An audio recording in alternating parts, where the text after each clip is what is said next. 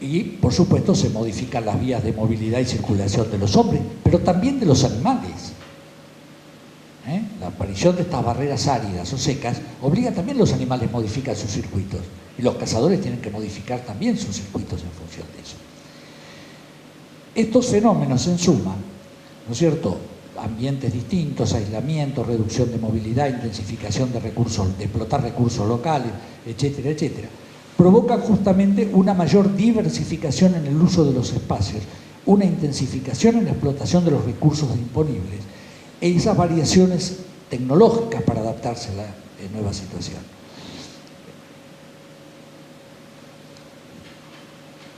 Incluso el arte rupestre, ¿no es cierto?, se modifica y aparecen algunos cambios dentro del mismo estilo en función de esto. Por ejemplo, la aparición en el arte rupestre, ahora ya no simplemente de animales, sin duda estas expresiones simbólicas tienen que ver con la caza, ¿no es cierto?, pero aparecen muy importantes de las hembras preñadas, en un momento en que la dificultad de estos recursos es importante. Ya no es solo el guanaco, es la hembra preñada la que aparece.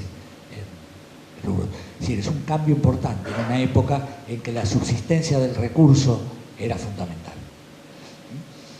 Por lo menos así lo interpretan. Lamentablemente no nos dejaron escrito o dicho cuáles eran sus ideas, las tenemos que inferir nosotros.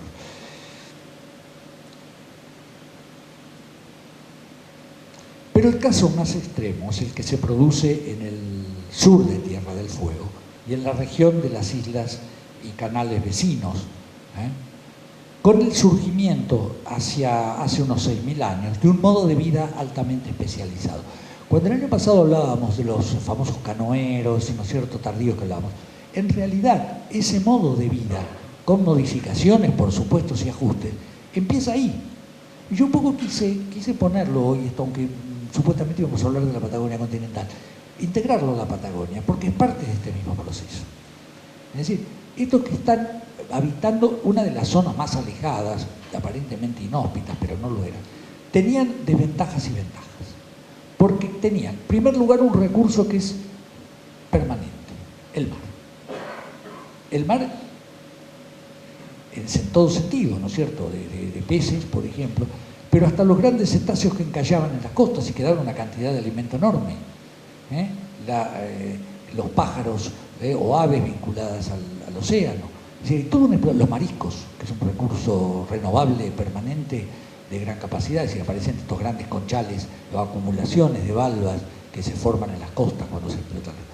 Pero además tienen otro elemento que va a ser clave para el desarrollo de una tecnología específica para explotar estos recursos. Hay bosques, famosos bosques fríos del sur con árboles muy altos, coníferas muy altas, que no solo es fuente de recursos vegetales, de recolección, de bellotas, de nueces, es decir, de bayas, sino además de madera. Y la madera va a cumplir acá una labor clave junto al hueso, ¿no es cierto?, y no la piedra.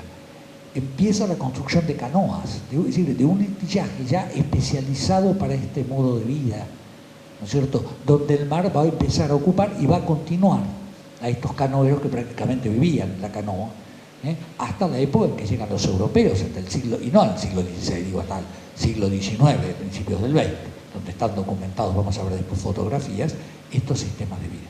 Pero este modo de vida nace entonces, es decir, de repente acá no tienen importancia las puntas, hay algunos elementos de piedra, tienen más importancia el arpón,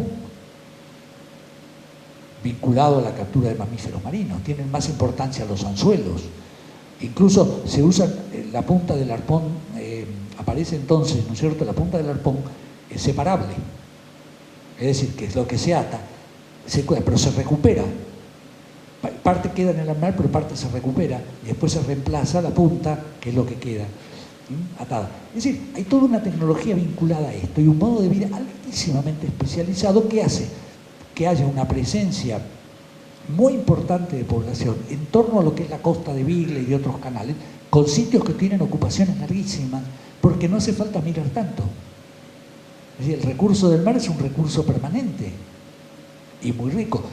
Hay que desarrollar, lógicamente, una tecnología adecuada. Y ahí usan la madera y usan los mismos huesos de los animales.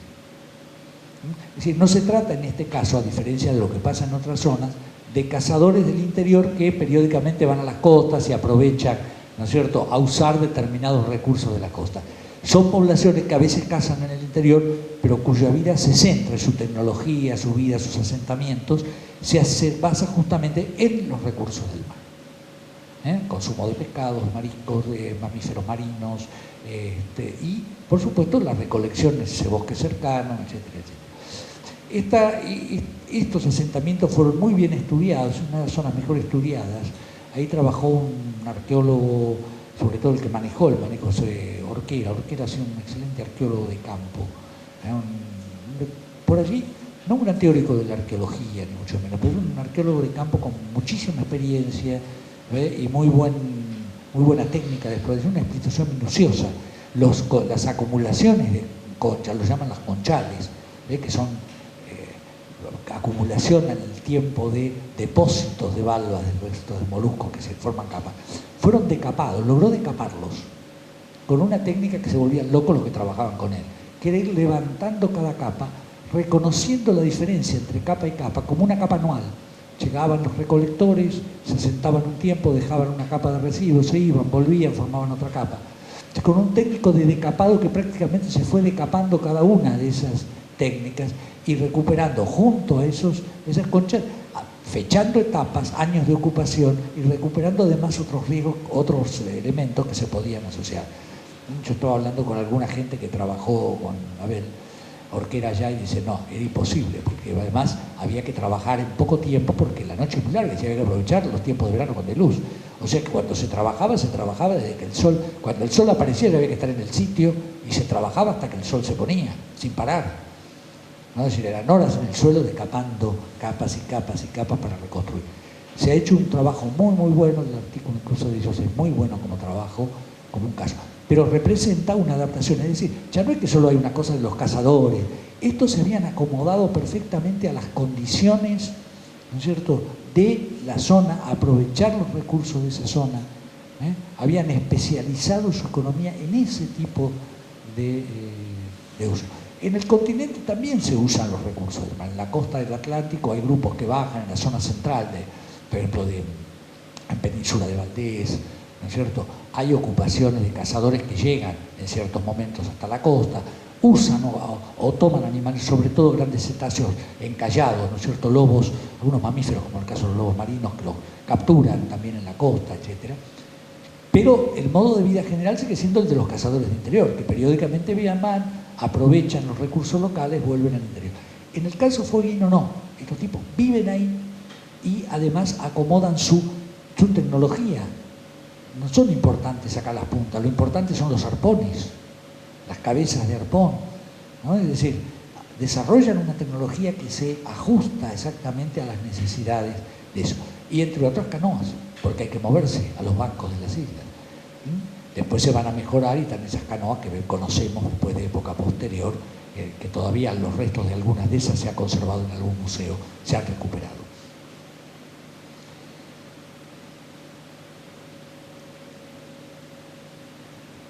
Por supuesto, estos cambios en la tecnología, que yo les decía recién, esta preparación de núcleos, que es otra industria que se llama casapedrense, que tiene una larga duración, ¿no? Los tiempos arqueológicos son muy largos, normalmente se han fechado a grandes líneas entre 7.000 años más o menos, y 7.000 y 5.000 años, la perduración de esta industria en la zona de la meseta central, ¿no sé si? Son, digo, adaptaciones. O lo que yo quería ver es cómo estas poblaciones no son estáticas, cómo se van adaptando a las condiciones del medio, a los cambios climáticos, a las situaciones que se están dando, cómo están desarrollando tecnologías que son eficientes, porque si no fueran eficientes, no sobreviven. ¿Cómo reacomodan los circuitos de movilidad de acuerdo a esto? Bueno, en un momento era factible moverse porque las condiciones de clima, de agua, etcétera, lo permitían. Ahora hay que cambiar las tecnologías para volver a concentrarse en un espacio limitado. Entonces yo creo que la arqueología lo que nos está permitiendo es esto, no tanto describir las piedras, que hay que hacerlo, por supuesto, cuando uno es arqueólogo, pero además en ver cómo estas poblaciones van cambiando y van reacomodando. Son poblaciones que tienen una experiencia, se cruzaron un continente de punta a punta, pasaron por todos los climas, y ahora llegan acá y se reacomodan a estas condiciones novedosas de la Patagonia. Y fue tan exitoso que a partir de cierto momento van a comenzar lentamente a extenderse prácticamente a todos los ambientes habitables de la Patagonia. Esta es una muestra de lo que es el utillaje básico de esta zona, de estos recolectores, pescadores especializados de la zona de Beagle.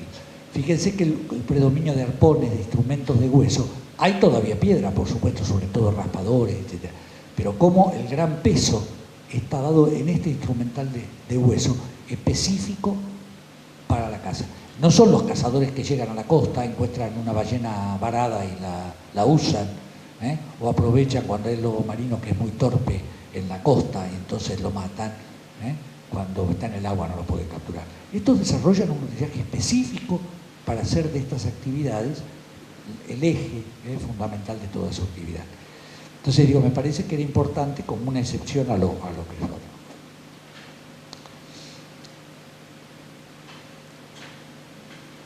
La gran innovación, en este caso en el sur, fue justamente, y esto es interesante lo que los arqueólogos han trabajado, que son sobre todo las canoas. Por supuesto, sin estos recursos hubieran sido difíciles los desplazamientos por mar y el movimiento entre islas.